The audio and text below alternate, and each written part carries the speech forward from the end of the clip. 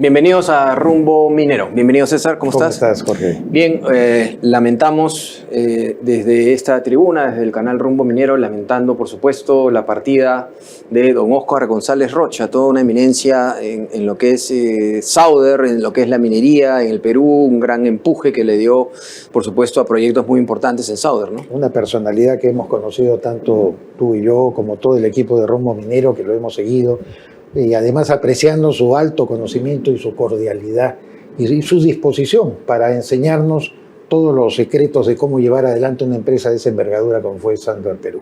Rumbo Minero ha preparado un homenaje para don Óscar González Rocha y, por supuesto, lo vamos a tener luego de presentar a nuestros invitados. Cambiando de tema, vamos a hablar de la crisis del Medio Oriente, energía cara y presión sobre la minería global. Vamos a estar con Miguel Castilla, exministro de Economía y Finanzas, para hablar de esos temas. ¿Qué más tenemos, También César? a Gonzalo Quijandría, quien es vicepresidente y presidente del Comité Sectorial Minero de la Sociedad Nacional de Minería, Energía y Petróleo, para hablar acerca de la competitividad minera y el gran reto que tiene para el futuro del Perú. Vamos ahora con lo propuesto, nuestro homenaje a don Óscar González Rocha. Adelante, por favor. Óscar González Rocha, liderazgo estratégico que marcó la minería peruana y latinoamericana. El pasado martes 7 de abril, la minería peruana y latinoamericana se vistió de luto por el fallecimiento de Óscar González Rocha, una de las figuras más influyentes del sector en la región. Con una extensa trayectoria al frente de Sauder Copper Corporation, lideró la consolidación de la compañía como uno de los principales productores de cobre a nivel mundial, con operaciones clave en Perú y México. En el país, su gestión impulsó la expansión de unidades como Toquepala y Cuajone, fortaleciendo la producción cuprífera nacional. Asimismo, promovió el desarrollo del proyecto Tía María. Su liderazgo se caracterizó por la eficiencia operativa, la disciplina financiera y la ejecución de proyectos de gran escala, contribuyendo a posicionar al Perú como referente global en la producción de cobre. A nivel latinoamericano, promovió la integración minera y el desarrollo de inversiones estratégicas en un contexto donde el cobre es clave para la transición energética. Su legado perdura en una industria que es fundamental para el futuro energético del mundo.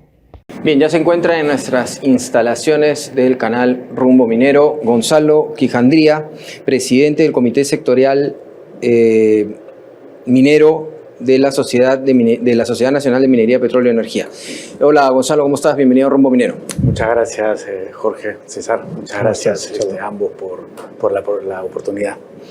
Bien, en los últimos años hemos visto, Gonzalo, que el Perú ha tenido una desaceleración en inversiones de exploraciones. Tú lo has visto de cerca, lo ves también en los eventos internacionales donde acudimos. Mientras otros países de la región como Chile y Canadá, incluso Argentina ahora, avanzan con mayor dinamismo. ¿Qué medidas urgentes debería adoptar el próximo gobierno? No solamente las medidas urgentes, sino los problemas que tiene que solucionar inmediatamente, ¿no? Sí, nosotros como Sociedad de Minería hemos hecho llegar al gobierno y a los distintos ministros que han venido ocupando el cargo en los últimos meses, ¿no? Nuestras propuestas, ciertamente todas vinculadas a reducción de trámites, ¿no? Y no es que querramos tener las cosas más fáciles, simplemente necesitamos lógica en los trámites, ¿no? Una lógica que nos permita ser competitivos. Has mencionado países que están atrayendo mucho capital, países vecinos, países que tienen además de unos gobiernos que están promoviendo inversiones de todo tipo, están justamente entrando en el tema de fondo, ¿no? Que es la tramitología, cómo simplificar los trámites y no caer en una telaraña que impide seguir avanzando. Ese es un primer aspecto para hacernos más competitivos.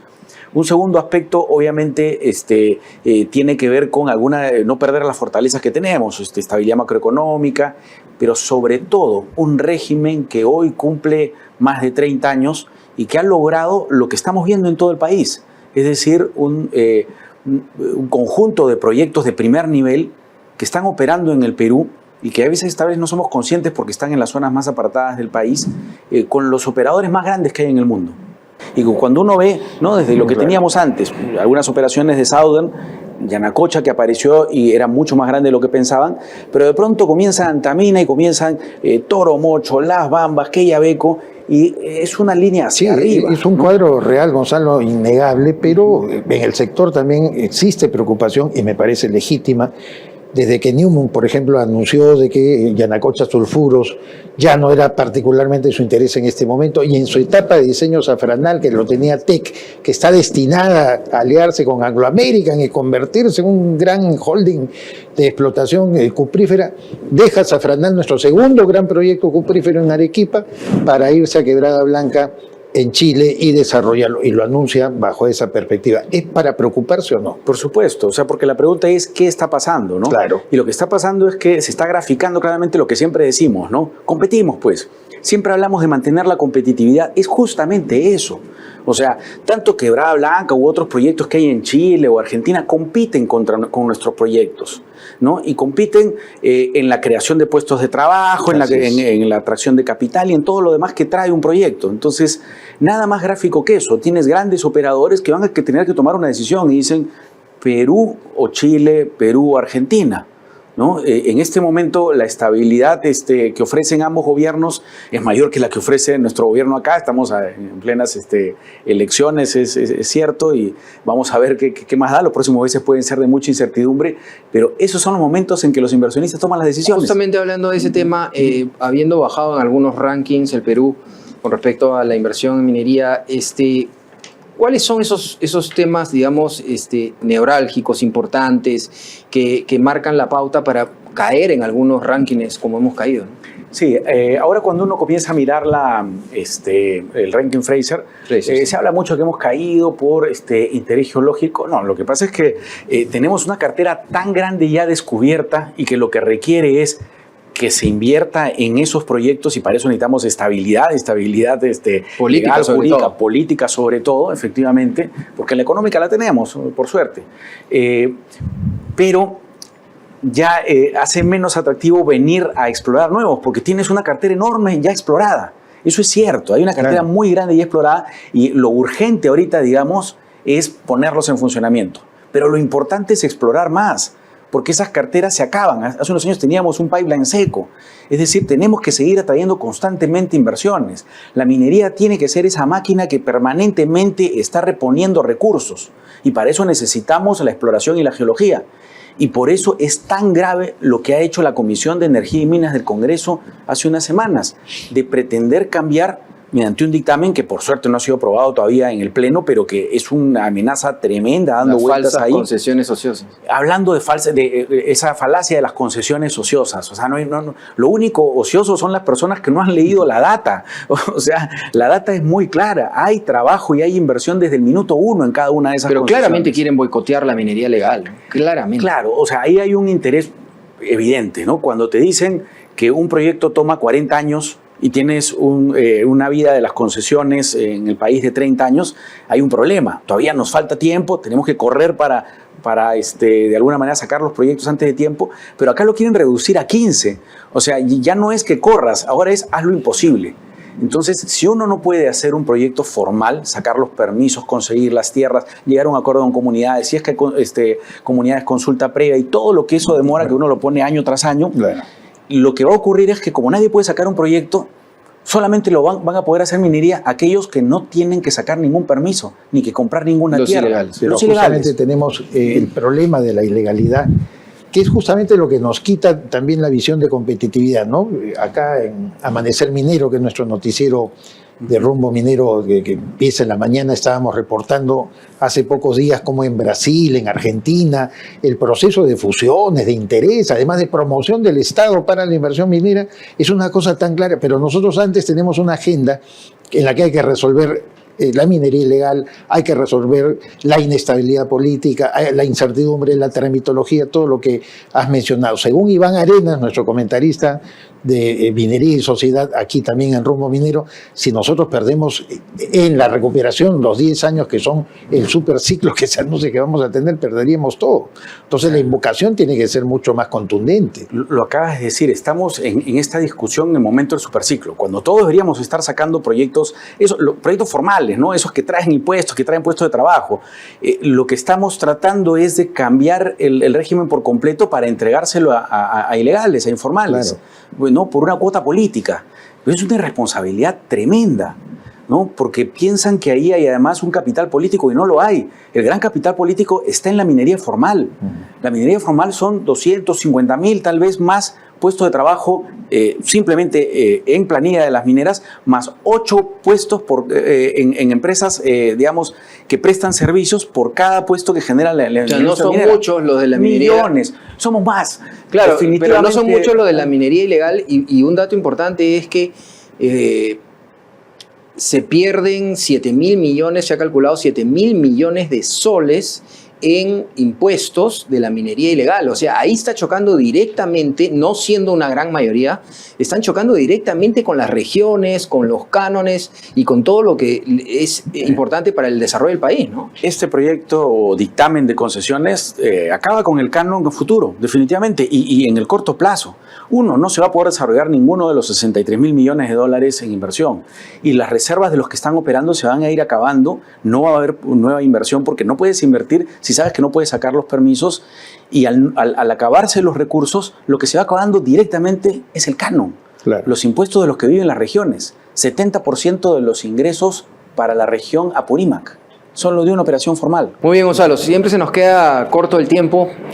Muchas gracias por ayudarnos a entender algunos temas y esperamos tenerte en otro momento ya ahora, como te mencionaba, con el canal Rumbo Minero que va a estar 24/7 hablando de minería, que creo que por todas las cosas que hablamos, que creo que es importantísimo para el país, ¿no? El sector lo merece, el programa y el canal lo merecen, los felicito por eso, y no quiero despedirme sin hacer un reconocimiento al fallecido don Óscar González Rocha, un ciudadano mexicano con corazón peruano, importantísimo para el desarrollo del país en los últimos años. Así es. Muy bien, Todos vamos a extrañar a don Óscar. Así Por supuesto, nos nuestro unimos. homenaje también. Nuestro homenaje también.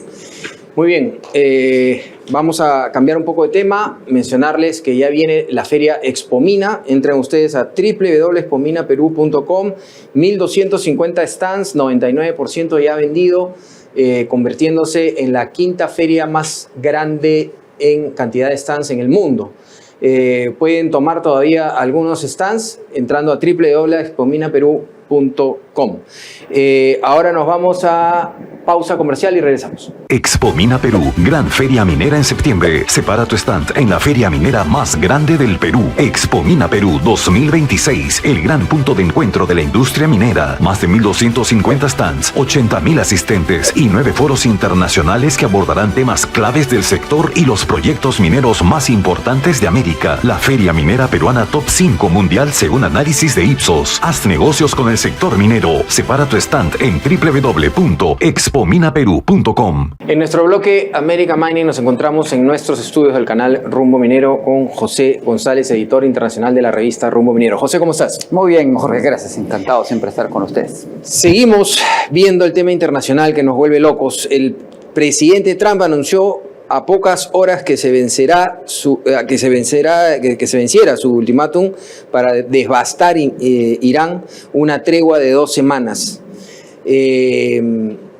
Se habla de cómo va a ser la tregua, se habla de qué es lo que pasaría, pero nada está claro. Cuéntanos un poco. Correcto, a menos de 2 horas de que se venciera el límite de la hora en que el presidente había anunciado que iba a destruir la infraestructura iraní, particularmente puentes y centrales eléctricas, anunció que había llegado a un acuerdo refrendado por el Consejo Nacional Supremo de Irán de que se estableció un plazo de 2 semanas de tregua, de cese de los enfrentamientos, y empieza una negociación en Pakistán, en Islamabad, con representantes de ambos frentes. El presidente Trump ha anunciado que se están tomando en cuenta los 10 puntos de Irán, pero hay 15 puntos en la agenda de los Estados Unidos y ninguno de los dos realmente concilian y no son necesariamente realizables. Siguen habiendo muchas expectativas en función de si se puede llegar a un acuerdo de paz permanente y duradero y se puede abrir permanente el estrecho de Hormuz. Lo cierto es que el petróleo cayó 15% en un día, de un máximo, estaba transando a niveles de 111, 113 dólares el barril de Brent, se transaba fuera de mercado a 144 dólares, la compra inmediata de petróleo ya ha caído a niveles de 90 dólares, Sin embargo, recordemos que antes del inicio de las tensiones estaba en $60. Es decir, el petróleo ha subido $30, 45% en lo que va del año, un poco más en los últimos 12 meses y no ha retrocedido. Los mercados financieros se recuperaron, el oro subió, el cobre subió, la plata subió, los mercados están transando en función de las expectativas. Sin embargo, estas 2 semanas van a ser claves para saber si las tensiones realmente se pueden distender y permanecer distendidas. José, la agencia Bloomberg ha informado de algo sorprendente que nos podrías detallar acerca de cómo Petroperú ha adquirido el trading global del crudo venezolano. Cuéntanos un poco de eso y qué implicancia tiene. Empezamos a ver los efectos concretos del levantamiento de las sanciones por parte de los Estados Unidos a la industria petrolera venezolana, y Petroperú acaba de anunciar que ha comprado 3 cargamentos de petróleo, $500 million de barriles de Bayú, que es parte de la reserva estratégica norteamericana que se puso en mercado para bajar la tensión sobre los precios petroleros, y 1 millón de barriles de una mezcla de petróleo venezolano Merey, que es pesado, con West Texas Intermediate de la Pérmica, que se mezcla en el Caribe y se exporta y llega al Perú. Las entregas deberían ser entre abril y mayo. Recordemos que es 1,5 millones de barriles. En el Perú consumimos 250,000 barriles al día. Son 6 días de consumo. No habíamos comprado petróleo venezolano desde el año 2009. La pregunta va a seguir siendo si Petroperú tiene la caja para pagar por esos envíos. De acuerdo. Muy bien, muchas gracias. Como siempre, José González, vamos a tener todos estos temas justamente en la revista Rumbo Minero. Entre usted a www.rumbominero.com y va a poder tener todos los comentarios y todos los informes más importantes de la minería, no solamente del Perú, sino de América, siendo una revista líder en América. Vamos ahora a una pausa comercial y regresamos.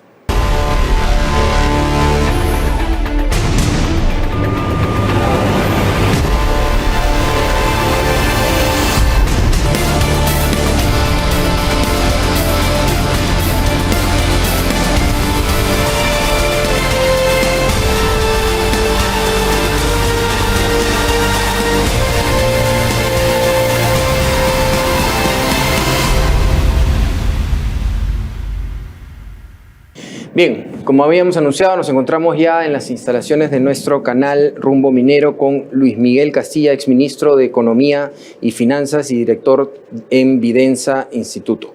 Luis Miguel, ¿cómo estás? ¿Qué tal?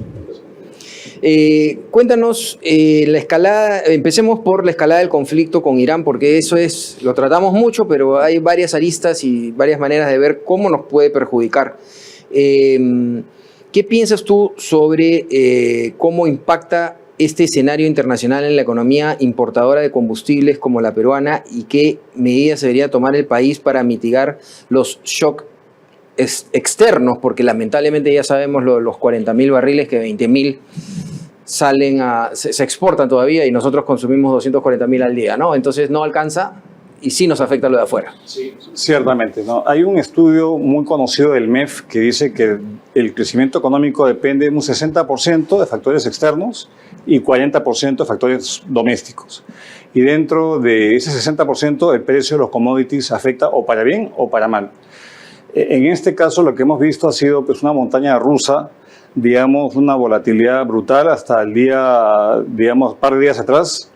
Desde el punto mínimo antes de la guerra de Irán al día de hace un par de días había subido un 100% el barril, luego bajó con la declaración, digamos, de este entendimiento de pagar por 2 semanas.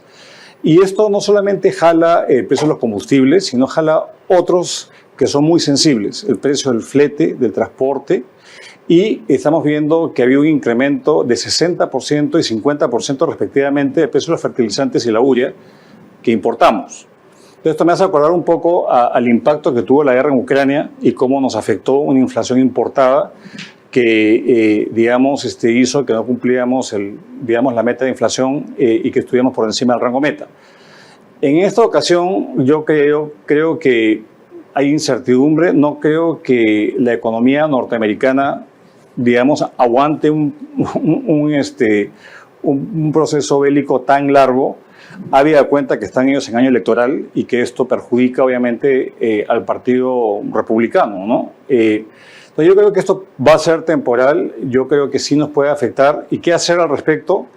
A ver, tenemos ahí una cuestión, un instrumento que tiene el MEF, que es el Fondo de Estabilización de Precios de los Combustibles. Pero esto se ha desvirtuado en su uso, porque supuestamente este fondo se aporta, digamos, cuando el precio está por debajo, se aporta al fondo, y cuando está por encima, el fondo pone la diferencia. Y es el Estado el que pone la diferencia. Pero para empezar, el fondo le debe a las refinerías bastante plata. Y a mediano plazo, ¿qué podríamos hacer con nuestros fundamentos macroeconómicos? Porque de hecho el tema que nos afecte tanto, la crisis energética y lo que pasa en el estrecho de Hormuz, y también, como bien has mencionado, sus efectos colaterales en la alza del precio de la urea y todo ello, es porque nosotros no estamos tampoco motivando mucho la exploración de hidrocarburos. Entonces, quizás una definición de política de Estado prioritaria, esencial, casi de urgencia, que tiene que tomar la próxima administración, tendría que ir por ese camino, ¿no? Ciertamente, y si uno ve los datos de este año, el sector de hidrocarburos va a detraerle crecimiento al país, en lugar de impulsarlo. Y tenemos muchos bloques. Creo que hubo mucho entusiasmo cuando en el norte Anadarko entró, Chevron entraba con él y había una expectativa, pero ha sido pues flor de un día, porque no ha habido mayor digamos, bloque que se haya asignado. Es más, continuamos en esta puja por, digamos, imponer a Petroperú como un socio, y eso no ayuda a efectivamente invertir mucho más en exploración, tanto de líquidos, de crudo, como de gas, que se requiere con urgencia en el país. Y esto básicamente requiere voluntad política y una política de Estado promotora, así como hemos promovido la minería en su momento, la agroindustria. Creo que hidrocarburos es algo que adolece de una política clara de impulso, y las regalías es un instrumento de hacer el Perú mucho más atractivo que otros países. Ahora, ¿cuáles serían para ti en un próximo gobierno, cuáles serían para ti los temas importantes, hablando de minería, que tendrían que tomarse decisiones inmediatas, ¿no? Porque se asoma una falsa el tema territorial, ¿no? Sobre concesiones, mal llamadas concesiones ociosas. Se tiraron abajo la ley MAPE, el reinfo lo han dejado hasta fin de año, que es una bomba de tiempo. ¿Cuáles serían esas pautas que tú dirías que son importantísimas para que la minería siga aportando y no tenga todos estos problemas? 3 temas, y uno que es la economía como un todo. Es ratificar a un Banco Central y un directorio del Banco Central que tenga la credibilidad, digamos, que tiene Julio Velarde y el directorio que lo acompaña, como primera cosa que tiene que hacer en los primeros 100 días, sí o sí. Lo segundo, en el sector minero, creo que parar, y ojalá que el Senado acá sirva como una contención a todos estos proyectos que le quieren dar mayor liberalidad a un sector que es muy pernicioso. No solamente es la reducción de los plazos de las concesiones formales a la mitad, sino que ahora yo he escuchado también que hay proyectos de ley para quitarle ciertas exigencias, digamos, a los mineros pequeños, ¿no? Permisos de explosivos, de insumos químicos. Entonces, creo que con seriedad se debe abordar esa temática, porque lo contrario es una espada de Damocles que cierne sobre la economía. Y lo tercero es que creo que hay que cambiar digamos, esa narrativa de que las empresas mineras se llevan todo afuera y poco dejan acá, lo cual es falso. Acá el 50% de la renta se queda en las jurisdicciones a través del canon y las regalías, y lo que urge es un shock de gestión pública para efectivamente hacer que la población sienta los beneficios de esa explotación minera. Entonces, obviamente un tema que se viene hablando hace mucho tiempo, hace años, y lo hemos comentado en muchas ocasiones, es la tramitología. Parte del argumento de por qué necesitamos 30 años de plazo mínimo es porque la mitad o más se pasa en conseguir permisos y licencias. Entonces, no es como Chile o otro lado, que los plazos son mucho más cortos y se respetan. Entonces, yo creo que son en esos ámbitos cuestiones que el Perú debiera aprovechar, que todavía tenemos precios elevados, y potenciar esto como digamos, un motor del crecimiento y una fuente de recursos para el fisco. nos avisan que ya terminó el tiempo, lamentablemente. Siempre muy interesante escucharte, Luis Miguel, y agradecerte por estar en Rumbo Minero ahora en Canal. No, a ustedes y mi invocación a que ojalá votemos informadamente el día de mañana y por el bien del país nos merecemos mejores gobernantes. Ojalá así sea. Así es. Gracias. Nos aunamos a esa invocación.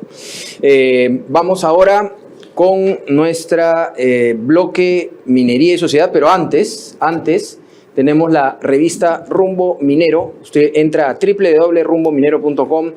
Es la revista líder en América, no solamente del Perú, de América, rumbominero.com, www.rumbominero.com, y usted puede bajar la revista cada 45 días de manera gratuita e informarse más y más sobre un sector que es tan importante para el desarrollo de nuestro país. Ahora nos vamos a pausa comercial y regresamos.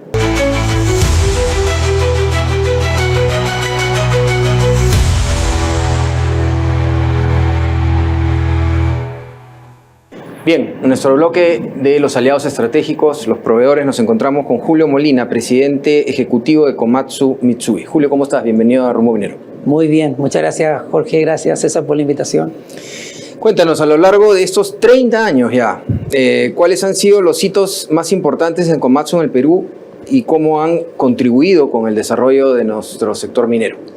Bueno, nuevamente muchas gracias por la invitación. Yo creo que 30 años bien importante para nosotros. Yo creo que nuestros mayores hitos ha sido, yo creo que en varios ámbitos. El primero es traer productos, ¿cierto?, que eleven el nivel de la minería. Hemos introducido el camión eléctrico, partimos en el 94 con los primeros camiones, ¿cierto?, con Lagunas Norte. Por tanto, traer nuevos productos, ¿cierto?, y que vayan ayudando a la minería a ser más productiva, más segura. Yo creo que ese es el primer hito. Y el segundo, y quizás como empresa en Perú, es el desarrollo de capacidades locales. O sea, partimos 200 personas, en este minuto somos 3.400 personas, ¿cierto? Casi el 100% de ellas peruanas, que son capaces no solamente de armar y reparar, sino que de participar de varios procesos bien complejos. Y finalmente el tercer hito es un cambio de relación cliente-proveedor más a un cliente-socio. En realidad nosotros nos quedamos con nuestros productos en los clientes por 15 años en los camiones, ¿cierto?, más de 30 años en las palas. Por tanto, un día un CEO me dijo que esto, más que un orden de compra, era como un matrimonio con los proveedores. Y es cierto, por tanto, la responsabilidad que tenemos y en cierta manera nos sentimos también mineros. Julio, en un contexto en el que tanto la minería como la industria están demandando mayor eficiencia y sobre todo un menor impacto ambiental, porque hay que cumplir también con estándares, ¿cuáles son las innovaciones que la empresa ha realizado apuntando hacia ese objetivo? Yo creo que entendiendo la minería de hoy y cómo esta va evolucionando, el primer concepto lo podríamos llamar como gigantismo. Los pits se están haciendo mucho más profundos, por tanto la solución de poner más camiones no es tan simple, porque te genera congestión.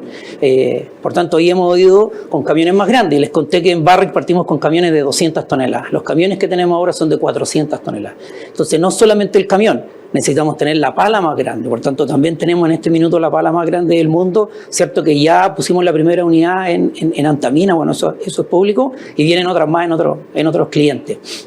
La digitalización es otro pilar importante en nuestros clientes, o sea, cómo la data, cada día los equipos tienen más disponibilidad, ¿cierto?, de data, y cómo ayudamos a nuestros clientes a poder ser más eficientes, ¿cierto?, y tener una operación mucho más segura. Y como tú dijiste, el desafío ambiental, ¿cierto?, que viene de hace un par de años, habla primero de introducir equipos más eficientes, con menor consumo de combustible. Eso significa no solamente mayores ahorros, sino que también menores emisiones.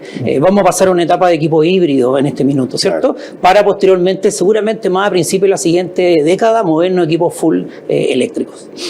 Ahora, para terminar, de cara a los próximos 10 a 20 años a largo plazo, ¿cuál es la visión de Komatsu en el país y qué rol espera jugar en la transformación digital y energética del sector? Bueno, yo creo que la minería va a seguir y va a seguir siendo muy importante para Perú, sobre todo para aportar al desarrollo del país. Por tanto, nosotros queremos ser protagonismo. Creemos que los desafíos van a ser prácticamente los mismos. Va a seguir el gigantismo, ¿cierto? Vamos a seguir con equipos mucho más grandes. Por tanto, sí creemos que la automatización va a ser mucho más profunda. Esperamos tener ya el próximo año nuestro primer proyecto autónomo con camiones como Komatsu. Sería el segundo proyecto en el país. Y vamos a seguir apoyando. Creemos que también otro driver importante, cada día va a costar más tener gente en la mina. ¿cierto? Por tanto, los sistemas teleremotos y poder ayudar al cliente en eso, a sacar un poco a la gente de la mina y ponerla más en las ciudades, ese es otro gran desafío que yo creo que vamos a poder aportar. Y como te indiqué, creemos que el siguiente gran desafío de la parte ambiental es la electrificación final de la flota, que tiene que ir acompañado con el avance del país, porque tiene que haber energía verde disponible. Pero en la medida que eso pase y esas inversiones se hagan, nosotros como proveedores ya tenemos camiones full eléctricos como prototipos disponibles, ¿cierto? Y estamos trabajando en los sistemas para poder alimentarlos en las diferentes minas. De acuerdo.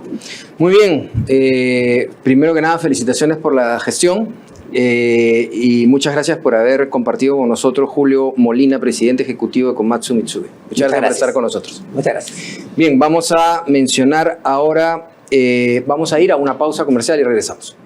Entérate de todo sobre el sector minero, entrevistas, informes y mucho más en Rumbo Minero. Visítanos en rumbominero.com y escanea el QR para seguirnos en nuestras redes sociales. Continuando con el bloque de proveedores, los aliados estratégicos en la minería, tenemos ahora el gusto de presentarle a don Manuel Aste, quien es gerente comercial de Organizaciones Valeno, dándole la más cordial bienvenida, por supuesto. Muy amable. Le preguntamos cuántos años viene operando su empresa en el sector y cuál es el enfoque principal que tiene en cuanto a productos y servicios. Bien, la empresa tiene 35 años ya en el mercado, pero ligada al sector minero más o menos unos 32 años. Desde nuestros inicios nos enfocamos en trabajar para usuarios de equipos, más que vender productos genéricos. Hemos tratado de identificar las necesidades precisas para cada aplicación, de tal forma que podríamos brindarle y trasladar al usuario final confiabilidad y disponibilidad de equipos. Hoy en día el mercado está bastante en abundancia, digamos, de presencia de materiales de dispositivos sellados, pero no todos están elegidos de acuerdo a las condiciones de operación. Es por eso nuestra preocupación es centrarnos en analizar y responder a cada una de las consultas de los usuarios para poder hacer la recomendación respectiva. Ahora, ¿qué factores diferencian sus soluciones frente a otros proveedores del mercado? Básicamente que nosotros no tratamos los sellos mecánicos como un repuesto genérico, porque cada solución en el sector minero varía. Por tanto, los elementos o los componentes del sello mecánico no para todas las aplicaciones deben ser iguales. Y nuestra preocupación, dado que trabajamos para usuarios de equipos, es identificar en cada caso las condiciones de operación, ver cómo podemos brindarle adicionalmente al usuario una solución integral, porque el sello mecánico trabaja en equipos rotativos en general, y cada sello mecánico necesita del apoyo de un rodamiento, una caja de rodamientos. Y si esa caja de rodamientos no está protegida adecuadamente, de nada vale que la minería gaste dinero en sellos sofisticados o adecuados para la solución. Tienen que estar las cajas de rodamientos protegidas con aisladores de rodamientos. Estos son de marca Impro y los sellos mecánicos son de marca AESIL. Lo cual garantiza, me imagino, su vigencia. Incrementamos la confiabilidad y disponibilidad del equipo, porque si yo no protejo el rodaje falla en corto tiempo por contaminación y me daña los sellos mecánicos. ¿Y de qué manera, Manuel, optimizan los procesos en la minería? Básicamente, luego de identificar las necesidades, vamos analizando, por ejemplo, muchas veces nos llama un usuario y nos pide, recomiéndeme un sello para tal servicio. Hacemos todas las preguntas pertinentes, pero a la vez analizamos la infraestructura lateral de la bomba, porque muchas veces vemos que no tienen manómetros o no tienen una válvula básica para que no se genere un golpe de ariete y me rompa el sello. O sea, una serie de circunstancias adicionales que no tienen nada que ver con el sello, pero de esa forma podemos optimizar su servicio. Agradecemos su presencia por estar con nosotros en el programa y esperamos tenerlo en otra oportunidad. Manuel Aste, gerente comercial de Organizaciones Valeno. Correcto, un placer. Gracias. Buena suerte. Muy bien, muchas gracias a todos, muchas gracias César. A nombre del canal Rumbo Minero, les agradecemos por estar con nosotros. Sigan disfrutando de nuestra programación y todos a votar siempre con voto informado. Muchas gracias.